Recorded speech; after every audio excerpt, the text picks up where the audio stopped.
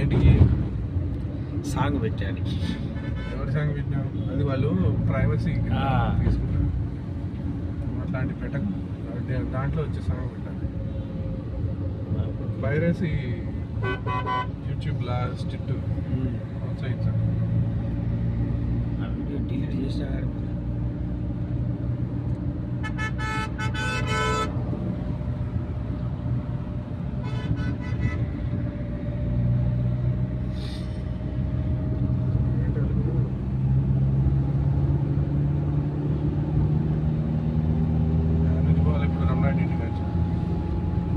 కల్లూరు దావా